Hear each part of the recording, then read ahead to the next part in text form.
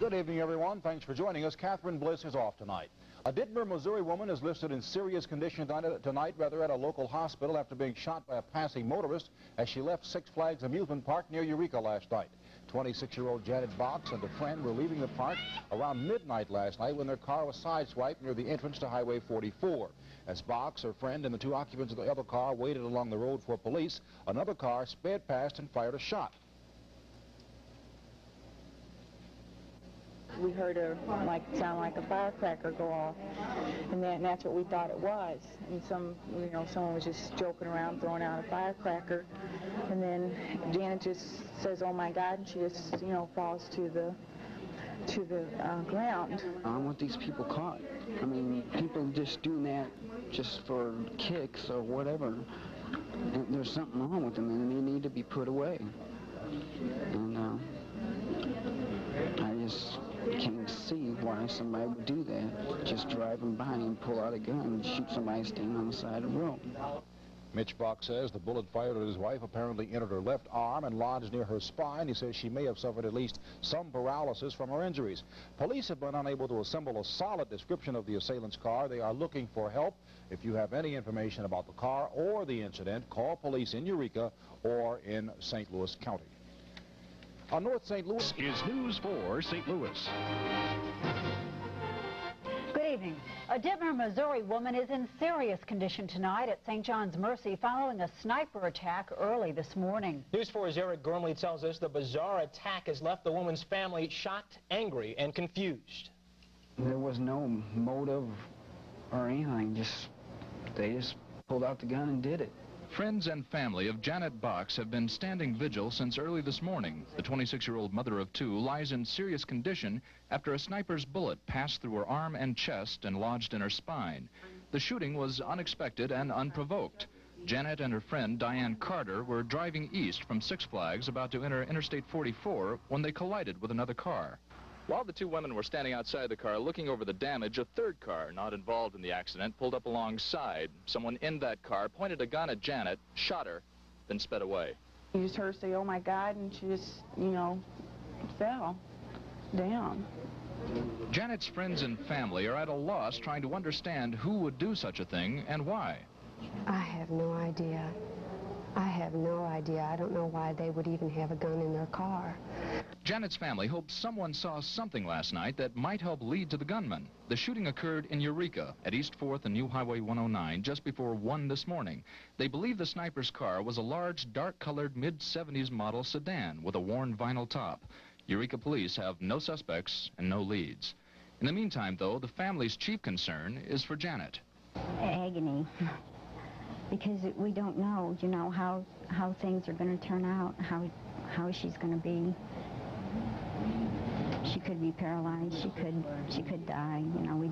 It's a matter of waiting. Eric Gormley, News 4, St. Louis. Anyone who has any information that might lead to the gunman is asked to please call Eureka Police. The preliminary SDK, St. Louis.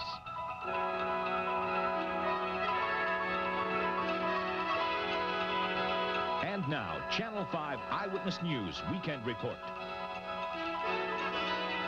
My wife never harmed anybody.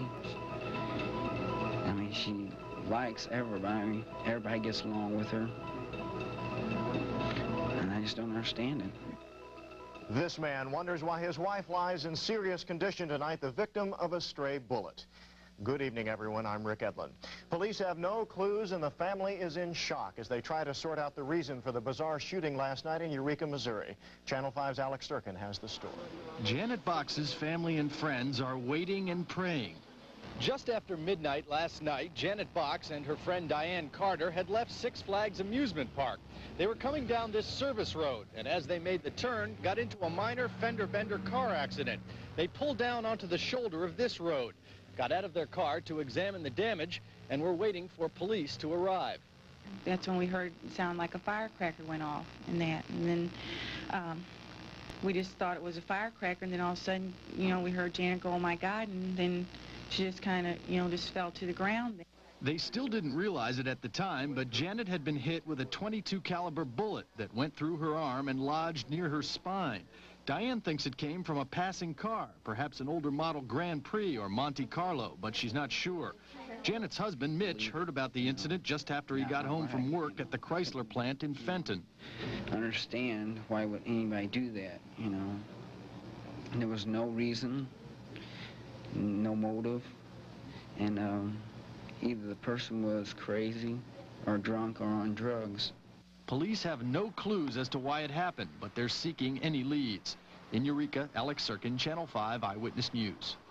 The incident happened just south of Highway 44 near the intersection of Highway 109 in Eureka.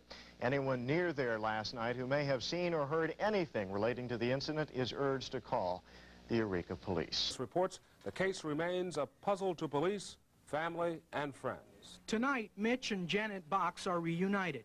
Since early Saturday morning, Janet Box had been in the intensive care unit at St. John's Mercy Medical Center. A bullet lodged near her spine. The bullet was later removed.